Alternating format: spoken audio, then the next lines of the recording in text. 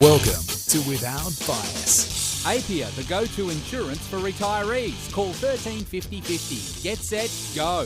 Local legends want it. A bowls green is just up the road.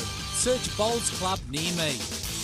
Welcome to Without Bias, our weekly show of bowls here on SEN. Jordan Canellis with you this week, filling in for Sam Hargraves, but we'll still have a full show for you today. We're only 9 days away from the Commonwealth Games, so we're very excited in the build-up to that. We'll bring you a bit closer to what's happening in Birmingham in the coming weeks. But plenty on the show today. In a moment, we'll have a chat to Clive Adams, who is the regional bowls manager in WA and the Rinkside Live commentator as well. So we'll get his views on what's happening or what's about to happen in Birmingham in a couple of, about a week and a half from now, later on in the show. But Fred McConnell will be our first guest here. For Local Legends Wanted, search Bowls Club near me, and brought to you by Apia, proudly supporting Bowls Australia. Fred McConnell, he's a para-Jackaroo, and this is our Right at Home chat for the Jackaroos. Thanks to Right at Home, the official naming rights partner of the Australian Jackaroos. And Fred McConnell is with us here on Without Bias to kick us off for tonight. Fred, welcome to the show. How's things? G'day, Jordan. Real good. Thank you. Thanks for the opportunity to have a yarn. Congrats on your Australian Open singles title a few weeks ago. You're in the Open Vision Impaired category. How much does the honour mean to you to win that? Jordan, I play bowls for fun, and when my mates at Goodgen Leagues invited me to have a game with them, I thought that's all I'd ever do. So to have the opportunity to play in the Australian Open, the most prestigious event on the Australian bowls calendar, is just beyond my wildest dreams, and to have had some success is just out of this world. It's an honour and a privilege I never expected. Where did the journey start for you from playing bowls? So when was that time when you got invited to just play for a bit of fun? I think it was about 2009. My mate said, "Why don't you come and have a game of bowls?" And I said, "Well, because I can't see the other end." And they said, "You'll be right." And thankfully, they stuck with me through the novice years when I was pretty ordinary. And fortunately, I've managed to develop some sort of technique to at least be able to play with them. And I'll always be grateful to them. I didn't think I'd be able to play with sighted players. But that was my good mates. They looked after me. It was a hard-fought final against Helen Boardman. You won by 21 shots to 5. What was your key to victory overall in the final? The greens at Broadbeach were pretty slick, so our tactics were to just try and get one or two within around about a metre, and you'd probably score. But Helen had already won the final of the pairs with Jake Feldberg that day, so I have to think she thought she wouldn't be greedy and let me have a win. And you managed to defeat Jake Feldberg as well in the semi-finals, right? Jake's a great mate, and we have a wonderful rivalry. Jake is the best blind bowler in Australia. So if you have a win over Jake, you know you've either played pretty well or you've had a lot of luck. In the semi-final, Jake played very well, and I came from behind to beat him. So I think the latter. I think I had a lot of luck that day. How much of that, though, is also, so luck plays a part in it, but also form as well? How much confidence does that give you, being able to beat Jake and then go on and win the final against Helen? How much confidence do you have in your form now after all that? Because of the opportunities that Bowls Australia have given us to practice and be coached by the best in the world, I've done more practice and played more bowls in recent months than I ever have before. So I suppose that there was some confidence that I knew where my game was at coming into the Australian Open. But back to the luck thing. On any given day, you can play very well or very poorly, and to do it over a couple of days is what you need to do if you want to win a tournament. Where does the Australian Open title sit among your other achievements in your career? We also have Australian Blind Bowlers Association, which we call ABBA, so forgive me if I say ABBA again. We have a national competition there, which is brings all the states together and blind bowlers at various levels, and it is the toughest competition to win. It's a 9-day competition incorporating singles and pairs, and so I've had some success there too, and that was what gave me the impetus to try the Australian Open. But they're both great events, the ABBA National Championships and the Australian Open. If you go okay there, you're pretty happy with yourself. How many attempts have you had at the Australian Open now? I've played twice in the Australian Open. In your post-victory speech, you thanked the Green director, Graham Border, for coming along the journey with you. Tell us about your relationship with Graham. It was just before the Australian Open last year that I asked Graham to join me, and he did, and we had a win. And subsequently, Bowls Australia offered us an opportunity to trial for the Commonwealth Games, which of course you don't turn that opportunity down. And Bowls Australia have given all the Open squad and the para squad, given us all a wonderful, thorough preparation for the Commonwealth Games. But it is also a big commitment for a director to come along with his bowler for all those events. And it was a great deal of family time and personal time that I've demanded of Graham for me to achieve my bowling ambitions. And I'll never be able to thank him, and I don't know how to thank him. It's more than friendship. It's an onerous, long-term job that he's taken on, and I'll owe him for the rest of my life. How did you and Graham first meet? Graham moved to our town just over 10 years ago and came to have a game of bowls at our club, and we could see straight away he was an exceptional bowler, so my mates grabbed him for our fours team. Subsequently, those two of our fours team have moved on, and he's now stuck with me. And over the years, I've been crafty enough not to ask him whether he's okay with that in case I don't like the answer. Tell us about your so you've got the relationship there. You said it's more than friendship. How does it work when you're on the green? So what do you require of Graham? How does he relay the information to you? How do you guys function as a pair on the green? Well, the obvious thing is that he can see the other end and I can't. So he has to tell me the positioning of bowls. For example, using a clock face, he'll say that one's 2 metres short at 5 o'clock. Mm-hmm. And you either need to get around it or inside it. But where I'm particularly fortunate is that Graham does much more than that. He's an exceptional tactician in bowls himself. So he also tells me the right bowl to play, not just where the bowls are. How severe is your vision impairment? What can you see? What can't you see? If anyone knows the Snellen scale, you talk about 20/20 vision. That means that someone who's got full sight can see at 20 metres what a fully sighted person can see at 20 metres. Mine is 660 on the Snellen scale. So what that roughly means is what a fully sighted person can see at 60 metres, I would see at 6 metres.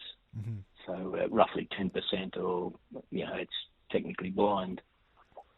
And you play out of the Coogin Leagues in New South Wales. How did the club get around you with your Australian Open title and the support you received from New South Wales?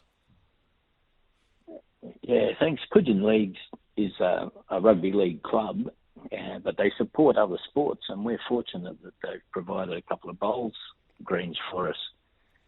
But we are a very small club, but we punch above our weight. For example, our women's pennants team won their way right through to the state final this year. And in the Division 1, they played against national and international bowlers. So that was a wonderful achievement for our little club.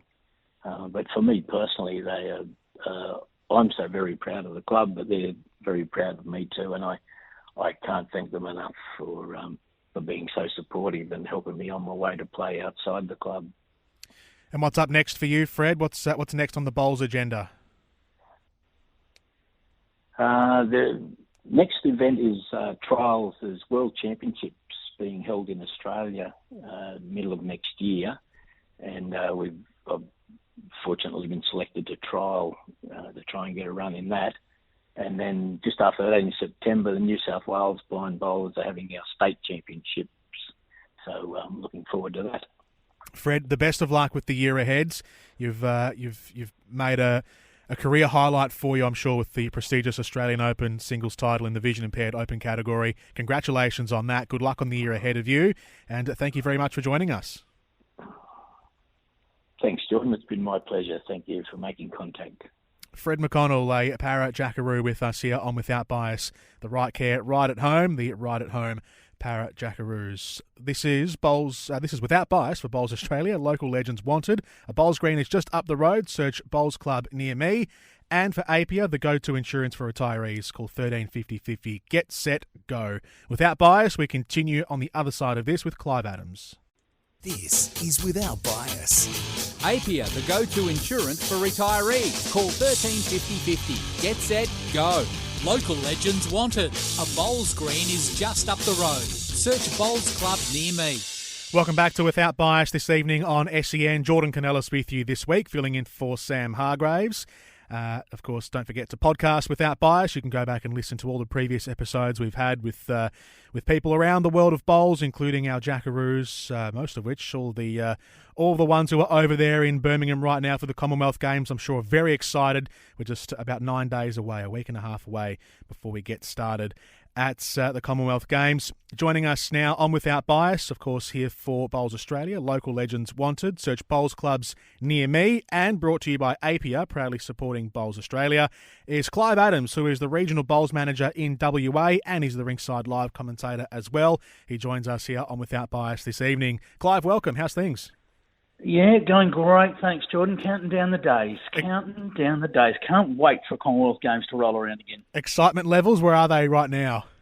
Yeah, no, they're right up there. There's no doubt about it. I think anyone that loves their sport, loves an Olympics or loves the Commonwealth Games. And, you know, the Commonwealth Games for us, with bowls included, is just that little bit more special. And it's the absolute, it's the pinnacle for our bowls competitors to get away and compete at the Commonwealth Games. And we were just having a chat off there before as well. You're a big sports fan in general, so how pumped are you for just the event of the Commonwealth Games and all the different sports? Yeah, love it all. I'll be flicking between the channels, there's no doubt about it. But when there's bowls on, I won't be flicking anywhere. I'll be sticking with the bowls and cheering on our Jackaroos. It's nice when, you know, I've seen a lot of the preparation. I know a lot of the players, know pretty much all of the players, and, you know, a lot of their history. So it's fantastic to see that they get these opportunities, and I'll be cheering them on as much as anyone. Your overall assessment of the team that we're sending over, or have sent over already, they've been there for about a week or so now, I think. The bowls team, it's stacked with talent, but there has been that one sort of hoodoo that we're yet to break with that elusive gold medal in the Northern Hemisphere. Up in England now, how confident are you that Australia can get that gold medal this time around?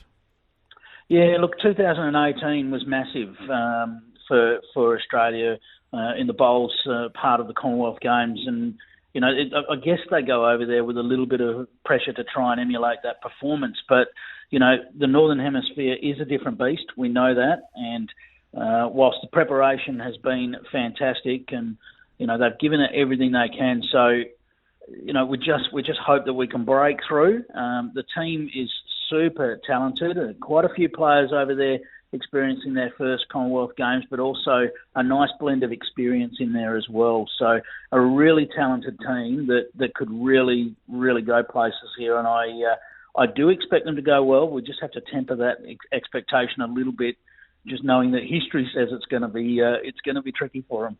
How close have we come before in the Northern Hemisphere? I think Glasgow was the last time the Com Games were in the Northern Hemisphere, 2014. I think Manchester might have been a couple of editions prior to that, earlier in the century. How close have we been in the past in the Northern Hemisphere?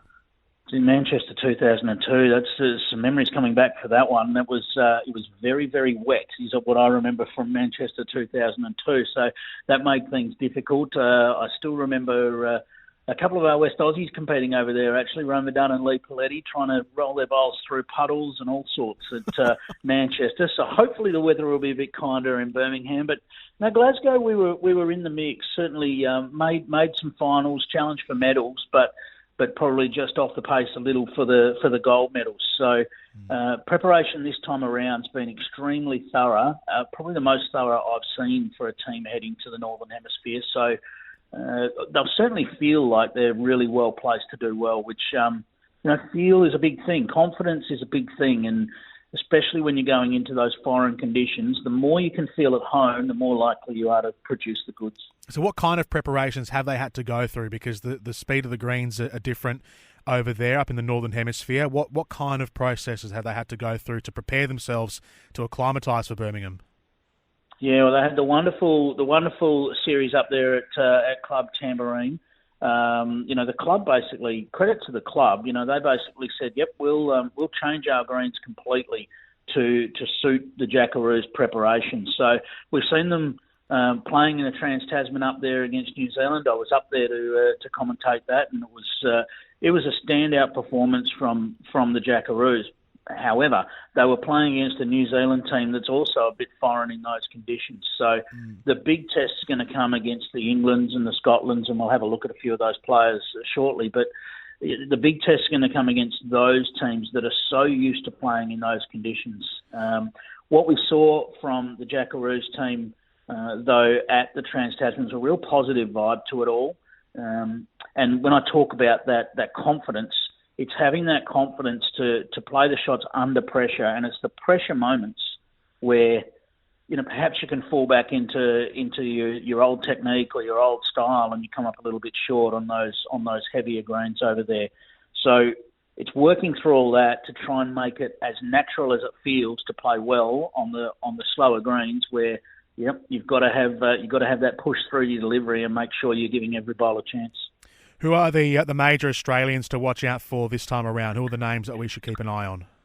Yeah, well, we've obviously got the defending singles champion in Aaron Wilson in the men's event, and absolute superstar is Aaron Wilson. So we'll be hoping that he can do a very rare feat of back to back. And I reckon the real one to watch I'm going to focus very much on the two singles players here, but Ellen Ryan was absolutely outstanding at the Trans-Tasman, and if she can find that sort of form, then she is also going to be very, very hard to beat in the women's field. She does face a fairly tricky little section with Lucy Beer from Guernsey and Kelly McCarrahan in there, and that could be, and Kelly McCarrahan from Canada, I should say.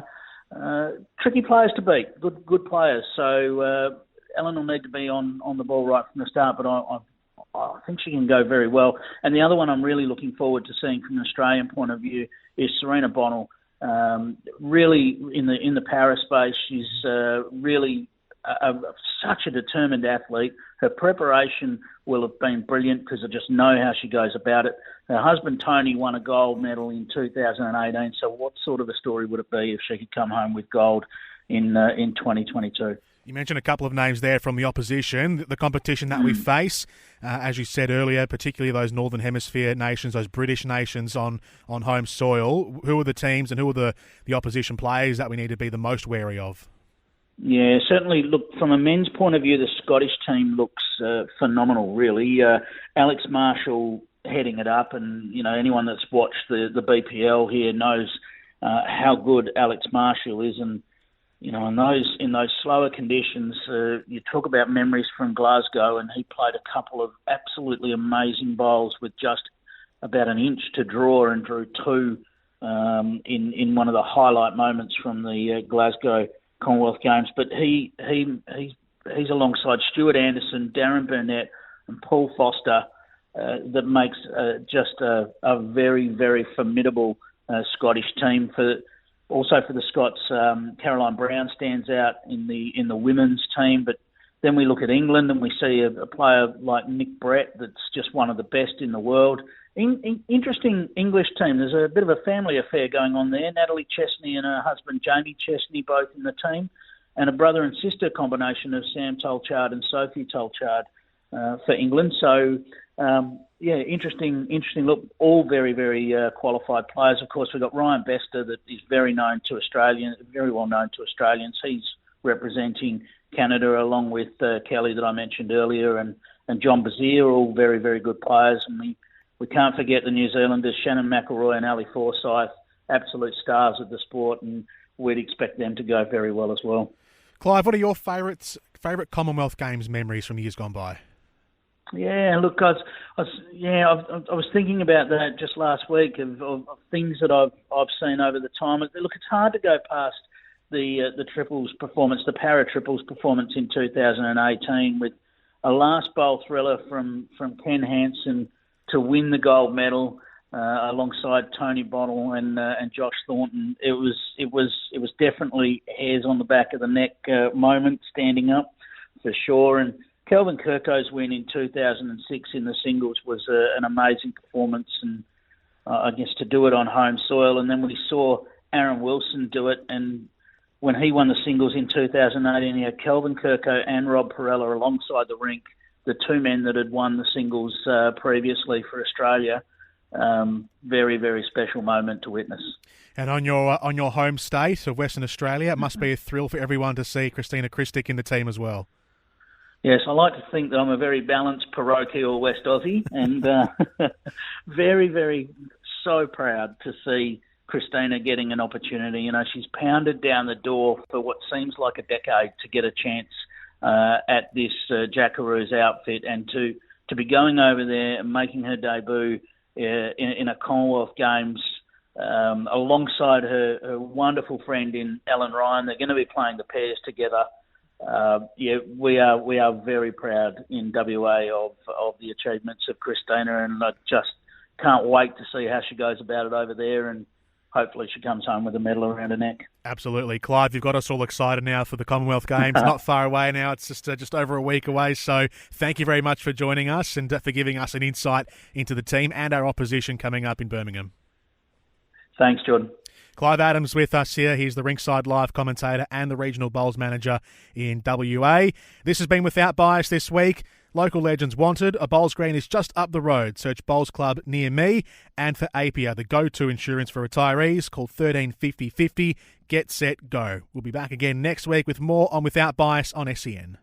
Not all heroes are bitten by radioactive spiders. Our heroes are made at Kangan Institute. Call 13TAFE or visit kangan.edu.au. Eligibility criteria applies. Some or all of this training is delivered with Victorian and Commonwealth Government funding. RTO 3077.